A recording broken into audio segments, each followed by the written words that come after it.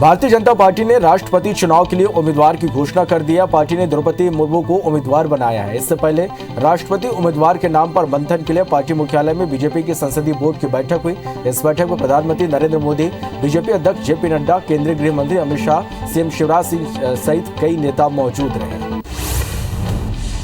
इस ऐलान के बाद पीएम मोदी ने ट्वीट कर द्रौपदी मुर्मू को बधाई दी। उन्होंने लिखा, लाखों लोग, विशेष रूप से वे जिन्होंने गरीबी का अनुभव किया है और कठिनाइयों का सामना किया है, द्रौपदी मुर्मू के जीवन से बड़ी ताकत हासिल करते हैं। नीतिगत मामलों की उनकी समझ और दयालु स्वभाव से हमारे देश को बहुत लाभ होता है।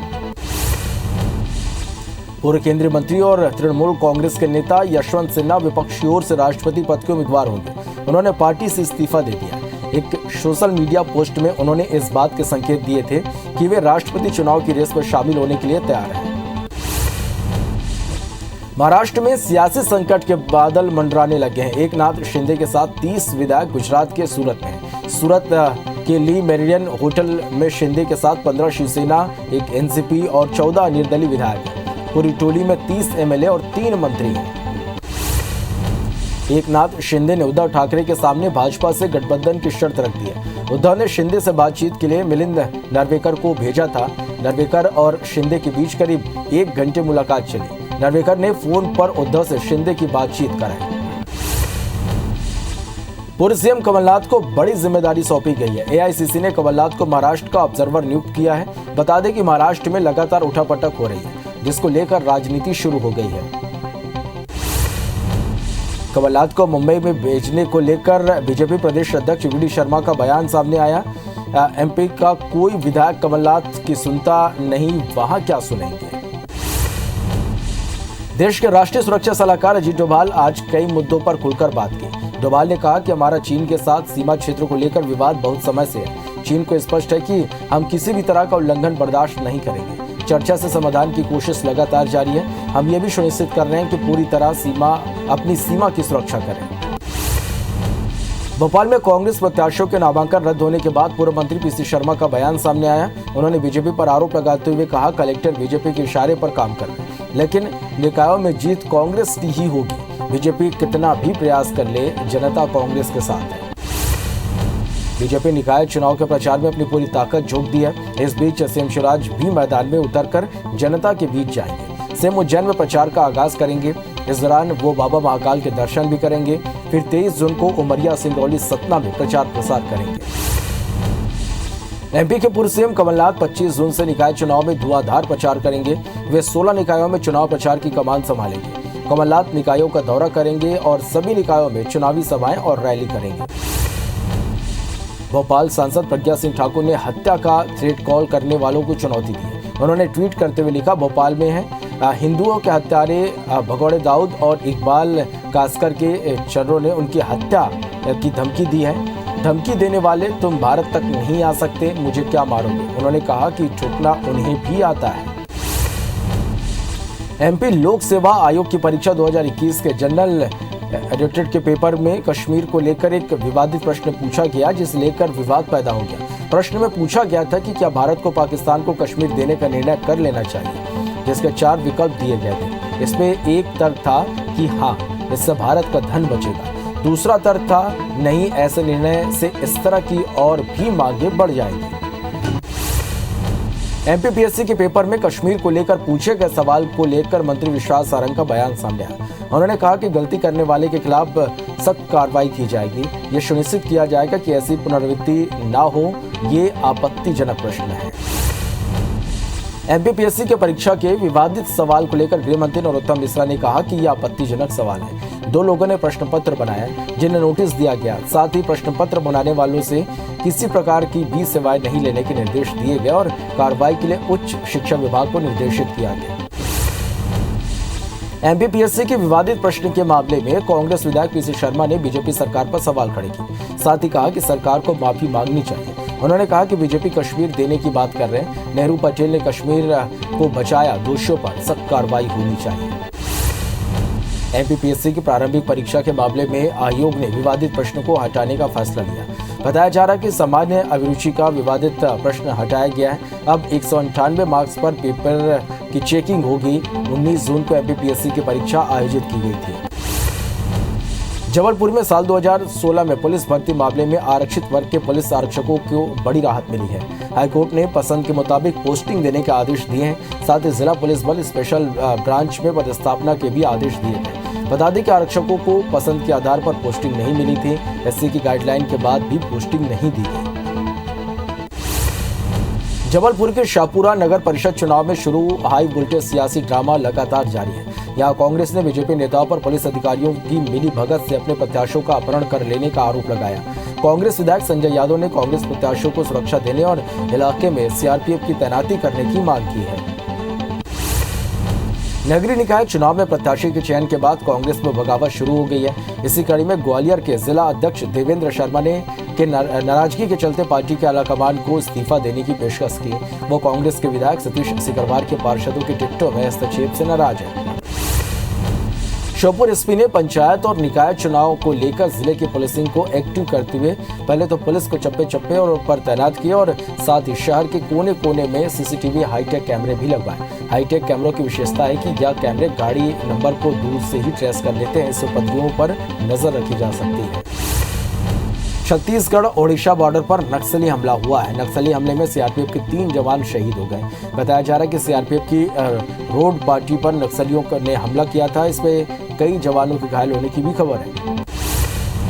खरगोन में आबकारी विभाग ने एक साथ 4 गांव में अवैध हाथ भट्टी शराब पर दबिश देते हुए कार्रवाई की। मौके से 3 लाख रुपए कीमत की 140 लीटर शराब को जब्त किया गया।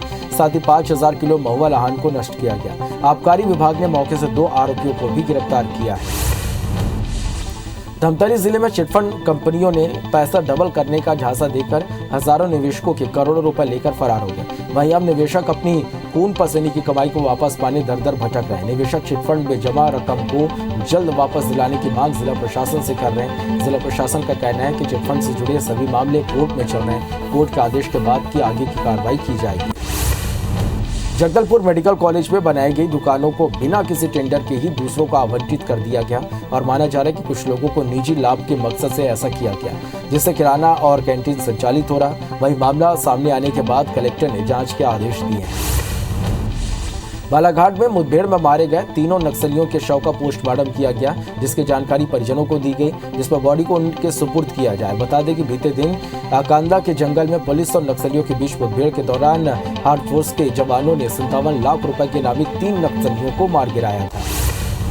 बलरामपुर जिले के बाटा गांव में एक युवक ने अपने ही दोस्त की बेरहमी से हत्या कर दी और उसकी लाश को अपने घर में ही पेटी में छुपा दिया। हत्या करने के बाद आरोपी ने अपने पिता को कहा कि उसने शैतान को मार दिया। उसके बाद वो फरार हो गया। वही घटना के बाद पुलिस ने शव को पोस्टमार्टम के लिए भेज दिया है और आरोपी की तलाश में जुट गई है।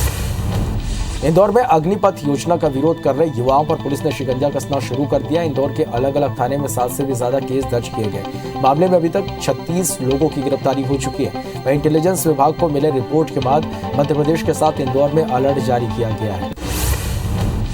बैतूल में आरएस विभाग का इंजीनियर 5000 की रिश्वत लेते रंगे हाथों गिरफ्तार हुआ। इंजीनियर को लोकायुक्त भोपाल ने पकड़ा है। आरोपी ने ठेकेदार से सोक पिट और नाडेप के निर्माण कार्य के बिल निकालने के बदले रिश्वत की मांग की थी, जिसके बाद मौके पर पहुंची लोकायुक्त की टीम ने उसे रंगे हाथों पकड़ लिया। भिलाई में अपराधियों के मन में भय पैदा करने के उद्देश्य से फिल्मी स्टाइल में पुलिस ने हत्या के आरोपियों का जुलूस निकाला। पहले आरोपियों के चेहरे पर कालिख पोती गई, उसके बाद उन्हें पैदल घटना स्थल और पूरे मोहल्ले में घुमाया गया। शिवपुरी कांग्रेस कार्यालय में पत्नी का टिकट कटने से नाराज पति ने अपने ऊपर पेट्रोल डालकर आत्महत्या की कोशिश की। वहीं आसपास मौजूद लोगों ने समय रहते आग लगने से पहले ही युवक को काबू में कर लिया। वहीं सूचना मिलती पुलिस मौके पर पहुंची और युवक बंटी शर्मा को अपने साथ ले गई। सुपेला लक्ष्मी मार्केट में अतिक्रमण के खिलाफ नगर निगम भिलाई ने बड़ी कार्रवाई की। इस दौरान 50 से ज्यादा दुकानों के सामने किए गए अतिक्रमण को उठाया गया। वहीं जेसीबी की मदद से एक अवैध निर्माण को भी ध्वस्त किया गया।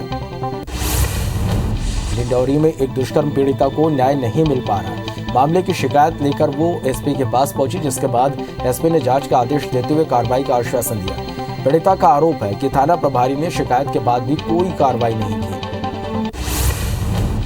लोरमी के सरकारी अस्पताल में डॉक्टर से मारपीट के मामले में विवाद बढ़ता जा रहा है। सर्व आदिवासी समाज डॉक्टर के खिलाफ कार्रवाई की मांग को लेकर लोरमी थाना पहुंचा। उनका आरोप है कि समाज की महिला के साथ डॉक्टर जाति का टिप्पणी की। बता दें कि इससे पहले पुलिस ने मारपीट के मामले में 4 लोगों को गिरफ्तार किया था। बलरामपुर जिले के रघुनाथ नगर 14 मवेशियों की चोरी करने वाले आरोपी को पुलिस ने गिरफ्तार कर लिया। आरोपी सुखदेव गौड़ ने उत्तर प्रदेश के अपने साथियों के साथ मिलकर 3 साल पहले मवेशी चोरी की घटना को अंजाम दिया था और घटना के बाद से फरार था, जिस पर मुख्य आरोपी को गिरफ्तार किया गया। खरगोन जिले के ग्राम बरझर में एक किसान के खेत में बने कुएं में अचानक एक सियार गिर गया, जिसके बाद वन विभाग ने काफी मशक्कत के बाद सियार को बाहर निकाला। बताया जा रहा कि सियार करीब 40 फीट गहरे कुएं में नीचे गिरा था, लेकिन वो कुएं के बीच एक पत्थर में जाकर अटक गया, जिससे उसकी जान बच गई। लोरमी के चर्चित सरकारी डॉक्टर मारपीट के मामले में 3 आरोपियों की जमानत सिविल कोर्ट से हो गई है। वही मामले में एक नाबालिग पर बाल न्यायालय में सुनवाई बाकी है। बता दें कि बीते 17 जून की रात को इलाज के नाम पर हुए विवाद के बाद 4 आरोपियों ने मिलकर सरकारी डॉक्टर दिनेश साहू की पिटाई कर दी थी। बिलासपुर में अशासकीय गैर अनुदान प्राप्त विद्यालय को पाठ्य पुस्तक निगम की निःशुल्क पुस्तकों के वितरण के संबंध में हाईकोर्ट से राहत मिली है। कोर्ट ने आदेश का पालन न होने पर कार्रवाई पर फिलहाल रोक लगाते हुए शासन को नोटिस जारी किया है। नगर पालिक निगम दुर्ग में कार्यरत कर्मचारियों ने अपनी 7 सूत्रीय मांगों को लेकर प्रदर्शन किया। अखिल भारतीय सफाई कर्मचारी कल्याण संघ के बैनर तले सफाई कर्मचारियों ने निगम परिसर का घेराव किया और नारेबाजी करते हुए निगम के स्वास्थ्य अधिकारी गिरीश दीवान को ज्ञापन सौंपा। प्रदर्शनकारियों को बीजेपी का भी साथ मिला। बीजेपी ने कहा कि वो कर्मचारियों के साथ खड़े हैं। दंतेवाड़ा में सीपीआई ने अपनी मांगों को लेकर 1 दिवसीय धरना प्रदर्शन किया और दुर्गा मंच में सभा को संबोधित करते हुए कलेक्ट्रेट तक रैली निकाली और लाल पानी प्रभावितों को मुआवजा वितरण करने में एनएमडीसी पर पक्षपात का आरोप लगाया। साथ ही इन्हीं मांगों को लेकर सीपीआई ने प्रशासन को ज्ञापन सौंपा। जगदलपुर में खेल मैदानों के रखरखाव के लिए खिलाड़ियों से पैसे लेने के मामले में भारतीय जनता युवा मोर्चा ने मोर्चा खोल दिया है। बीजेपी फैसले का विरोध करते हुए गांधी मैदान में प्रदर्शन किया और खेल मैदान के नाम पर कारोबार करने का आरोप लगाया। गौरेला पेंड्रा मरवाही जिले में मानसून की दस्तक के साथ ही व्यवस्थाओं की पोल खुलने लगी है। जगह जगह नालियों में जलभराव होने से रहवासी परेशान है, तो दूसरी तरफ स्कूल आने वाले छात्रों को भी परेशानियों का सामना करना पड़ रहा है। इंदौर में पिछले कई दिनों से सब्जियों के भाव आसमान छू रहे थे, लेकिन अब थोड़ी राहत मिलती नजर आ रही है। शहर की चोइथराम मंडी में पंजाब, गुजरात, महाराष्ट्र से सब्जियों की बम्पर आवक हो रही है, जिससे कीमतों में कमी आई है। वहीं उम्मीद की जा रही कि बारिश शुरू होने के साथ सब्जी के भाव और कम होंगे। केशकाल में न्यायिक मजिस्ट्रेट ने सुरडोंगर गांव पहुंची और स्व सहायता महिलाओं को पॉस्को एक्ट, आबकारी अधिनियम सहित कई कानूनी जानकारियां साझा की। न्यायिक मजिस्ट्रेट अंजलि सिंह ने बताया कि केशकाल क्षेत्र में महिलाओं से संबंधित अपराध में बढ़ोतरी हो रही है, जिस पर रोक लगाने के लिए जागरूकता अभियान जरूरी है।